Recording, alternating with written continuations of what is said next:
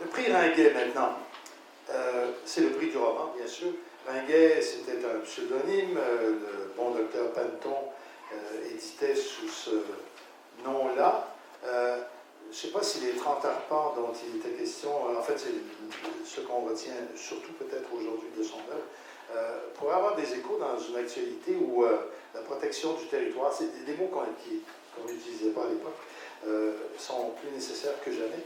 Et si on ne veut pas que tout le territoire, qui n'est pas seulement un objet physique, mais ce qui nourrit nos têtes, nos cœurs, ne disparaisse, il faudrait peut-être s'en occuper. Le président du jury de cette année, c'est Gérald Godet, un nouveau membre de l'Académie, d'ailleurs, on l'accueille depuis 1 an. Et son dernier essai, Parlons de nuit, de fureur et de poésie, est paru en 2021 chez Nota Bene, a reçu le prix Gérald Godin de la ville de Trois-Rivières et le prix du livre de l'année de Culture Mauricie. Bref, on a l'habitude des cérémonies de remise de prix, et là, il va agir en tant que président. Gérald Godet, c'est le plaisir de vous accueillir sur scène pour la présentation des lauréats de cette année.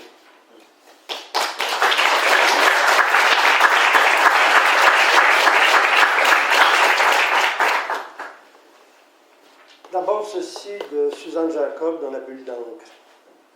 L'art accomplit sa fonction en proposant des versions, des fictions diversifiées du monde, d'autres organisations, d'autres matrices de perception, d'autres synthèses, d'autres images globales, d'autres intuitions plus ou moins conformes aux versions dominantes. Cette diversité des versions donne à voir les espaces du possible, du non-advenu, du renouveau, des mutations, des métamorphoses, du mouvement, du souffle, de la régénération, c'est-à-dire ouvre les espaces où nous pouvons continuer à naître. À lire tous les recueils, tous les livres que nous avons dû parcourir cette année pour le prix Ringuet, nous en sommes convaincus comme s'il le fallait. Nous avons besoin de raconter des histoires, nous avons besoin d'en entendre raconter, nous avons besoin de toutes ces versions pour pouvoir continuer à naître. C'est peut-être un cliché de le dire, mais ce n'est pas un cliché de le vivre, me confiait un jour Claude Beausoleil en parlant de la solitude du poète. Ce n'est pas plus un cliché de dire qu'il est exigeant de considérer pas moins de 120 romans comme nous avons eu à le faire pour la production de 2021. Les discussions ont été vives, enthousiasmantes, surtout déchirantes. Nous aurions voulu en imprimer plusieurs autres. Il y avait tant de versions, tant d'images ouvrant les possibles, les dimensions du possible, tant d'espace où nous pouvions continuer à naître, pour reprendre les beaux mots de Suzanne Jacob. Qu'on sache que nos échanges ont été honnêtes, rigoureux et riches de toutes les sensibilités que nous composions tous les trois en tant que jury. Le jury était formé de Lise Gauvin, d'Élise Turcotte et de moi. Nous avons dressé plusieurs listes, une première, une deuxième, une troisième. On aurait voulu en avoir 20, mais il en fallait 5 et 3 et 4, 3. Alors nous avons retenu 3. Élise aurait voulu qu'il y en ait 20. C'est pas simple. Alors nous avons retenu 3 titres. Le danseur de la Macasa d'Anne-Hélène Clich, publié au Quartanier. 1000 secrets, 1000 dangers d'Alain Farah, également publié au Quartanier. Tantôt, en faisant ma répétition, j'ai dit 1000 serpents, 1000 dangers. Quelle affaire! Mais là, je l'ai dit comme il faut. Enfin, Lettre en Benjamin de Laurence Leduc Primo, publié à la Peuplade. Alors, je veux d'abord féliciter, saluer ces finalistes et voici ce que nous avons écrit à propos de chacun de ces livres. Je lirai d'abord mon mot sur le danseur de la Macasa. Mes collègues suivront. Le danseur de la Macasa, c'est d'abord une écriture obsessive, envoûtante. Bien sûr, il y a un homme qui ne cessait d'apparaître et de disparaître à l'image de ce récit où les voix se multiplient comme les angles d'observation, ajoutant chaque fois leur vision et leur version. On se demandera comment raconter, comment savoir, par où commencer, était-ce bien là, qui était-ce? À chaque fois, on dira « c'est possible ». On l'appelle Barabbas, il porte plusieurs noms, il parlait toutes les langues, il accueillait, dit-on, la violence du monde, le malheur, l'injustice, le désespoir. On est dans l'histoire, dans une histoire qui dépasse et recueille toutes les histoires. En Abitibi, rien de moins. On dit, personne ne s'étonne de croiser le prophète Élie parlant l'algonquin. C'est tout dire. Élie Wiesel, donné en exergue, avait écrit que dans le Talmud, Élie, je le cite, devient l'ami de ceux qui manquent d'amitié, de joie, d'espérance. Dans le doute, c'est à lui qu'on fait appel pour obtenir des certitudes. Dans le noir, on l'invoque pour faire jaillir l'étincelle. Fin de la citation. Voilà un roman ambitieux, intelligent, qui dit comment se forgent et se vivent les légendes, comment dans l'histoire on crée une épaisseur de sens et de savoir, avec des vertiges et des enchantements, des perspectives à la manière du chant ou de la danse, quand on sait, comme Anne-Hélène Clich, entrer avec finesse dans la forêt des cygnes, selon un beau mot de Francis Horin. Anne-Hélène Clich nous a donné, avec le Danseur de la Macasa, un grand livre, un livre qui aura une place de choix dans l'histoire du roman. J'appelle maintenant Élise Turcotte à nous lire le mot pour 1000 secrets, 1000 dangers. Alors, 1000 secrets, 1000 dangers. Comment résister à ce roman? Il est érigé sur un si grand risque que chaque page en vient à vibrer d'une formidable sincérité. Dès les premiers mots, yeux bleus, je vous vois, on sait qu'on sera emporté dans une danse qui va se déployer autant sur la scène qu'en coulisses, entre les arcades d'un mariage de déraison, dans des multiples versions de photos de famille, entre la vie adolescente et adulte, entre soi et l'autre, partout à la fois. Celui qui nous voit alors traverser ce joyeux labyrinthe, car oui, l'architecture du roman est complexe, mais on y glisse étrangement comme sur une patinoire neuve. Donc, celui qui nous voit alors traverser ce labyrinthe, c'est Alain, le narrateur, fils d'immigrants égyptiens d'origine libanaise, futur marié, l'écrivain. Et on a l'impression qu'il nous dit, tout au long de la lecture, « Lecteur, lectrice, attention où tu mets les pieds. » Car si le roman semble une longue fête, la mémoire se tisse avec les fils du drame et des conflits du passé, aussi bien qu'avec ceux de la comédie. Au cœur de l'épopée, les thématiques de l'héritage, de la famille, de l'amitié, de la maladie et de l'identité se recoupent dans un récit dont la prouesse ne nous tient jamais à distance. Suivant le même fil d'Ariane que le narrateur, voilà que nous feuilletons les pages d'un récit dans lequel il s'est caché trop longtemps, jusqu'à la toute fin, où un seul instrument se charge de faire basculer la fête en une dense et insistante émotion. Reviennent les fantômes, le deuil, les aveux, et surtout l'amour, qui, on le comprend maintenant, s'avère être la force de frappe, le secret et le danger de l'écriture de ce roman inoubliable d'Alain Farah.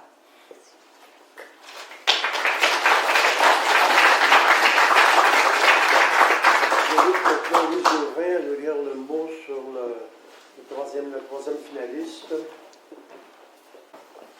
Bonsoir. Alors, il s'agit de Laurence Leduc-Primo, Lettre à Benjamin, qui est un récit, en fait, publié à la Peuplade. Alors, comment survivre à la mort d'un proche qui vient de s'enlever la vie? Telle est la question que pose Laurence Leduc-Primo sous la forme d'une longue lettre, une lettre d'amour, adressée à celui qui s'est suicidé. J'espère que tu as eu l'impression à ce moment-là de te choisir. J'ai cru en toi jusqu'à ce qu'il n'y ait plus de toi. Je crois encore en toi, écrit la narratrice, cherchant à comprendre ce qui s'est passé, tout en sachant qu'il n'y a pas vraiment d'explication possible. Comment, par les mots, colmater la brèche de cette absence? Revoir leur parcours, en recréer les hauts et les bas? À quel moment aurait-elle failli? Quoi faire? Faire tout, faire rien, surtout angoisser, et porter le poids de l'effondrement. car il s'agit bien d'un deuil impossible à effectuer et d'une culpabilité que rien ne peut effacer. Écrire pour exorciser la détresse, la déposer hors de soi. Ce livre d'une rare intensité, dans une langue sans artifice, au plus près de la voix, est aussi une réflexion sur la maladie et sur les moyens dont dispose la société pour éviter la noyade psychologique. À travers ce récit d'une disparition, Laurence Leduc Primo met en scène les enjeux actuels de nos civilisations. Merci.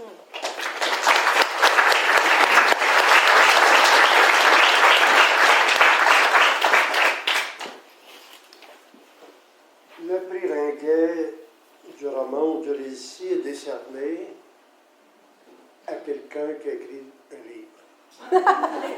Avec des mots dedans, des personnages, quelques intrigues. C'était complexe, c'était beau, c'était bien écrit. Oui. Le prix Ringuet est décerné à Alain Farah pour son roman 1000 secrets, 1000 dangers, publié aux éditions.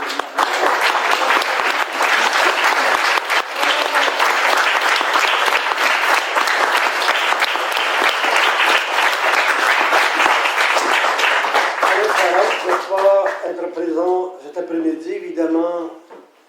1000 secrets, 1000 dangers, beaucoup de succès un peu partout, alors en France en particulier. Il est actuellement là-bas. Alors, Éric de la Rochelière de la maison d'édition Le Partanier recevra le prix en son nom. Il y aura un mot qu'Alain Farah a bien voulu nous laisser. Bonsoir.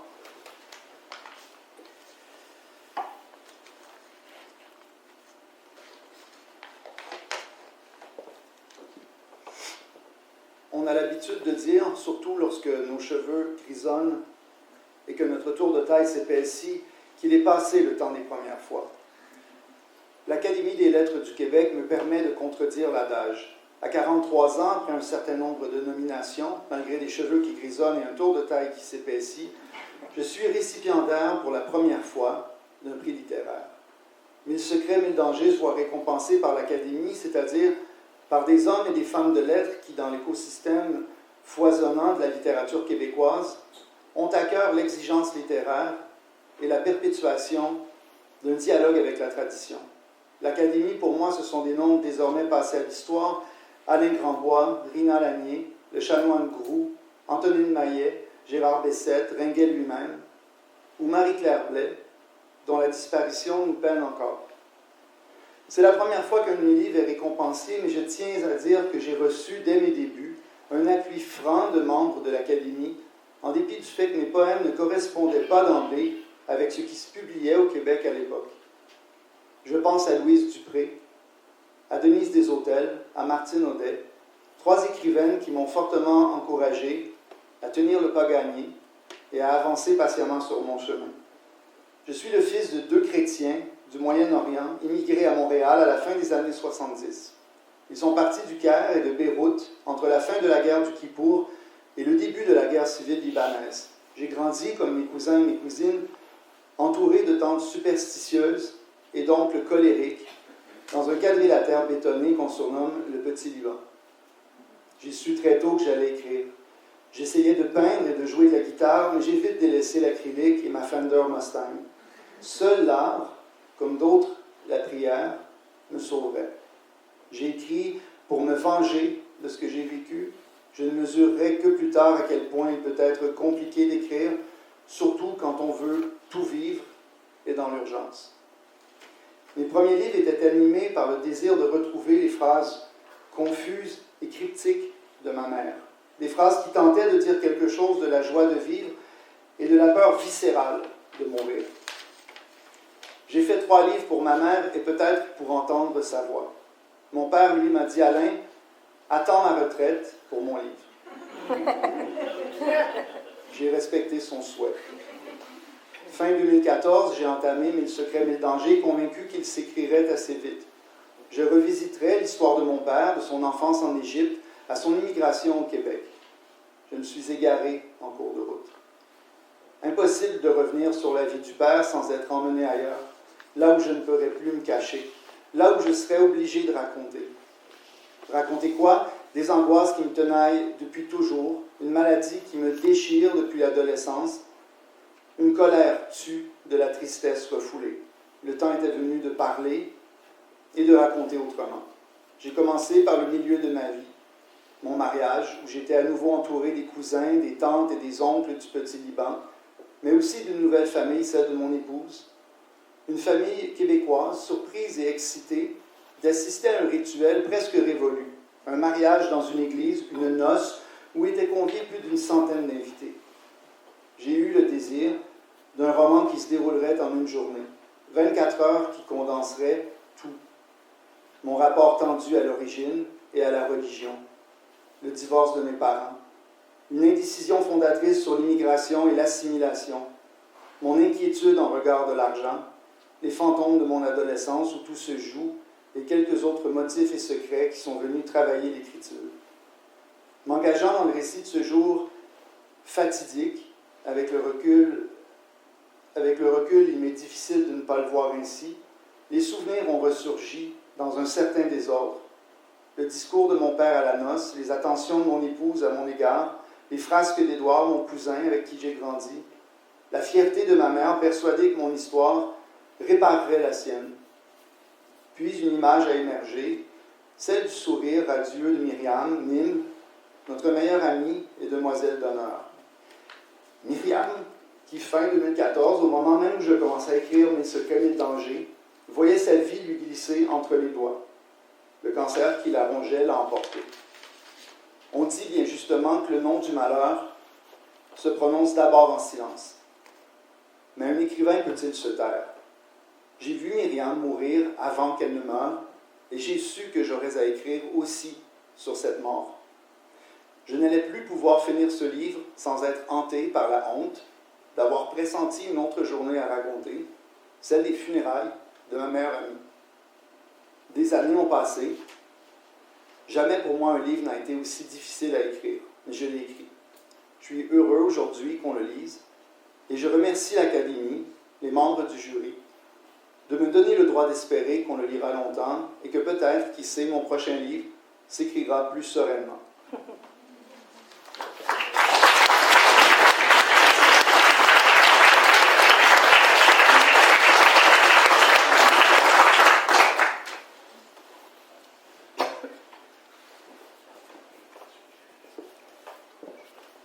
J'écris Constance, j'écris Badreddin.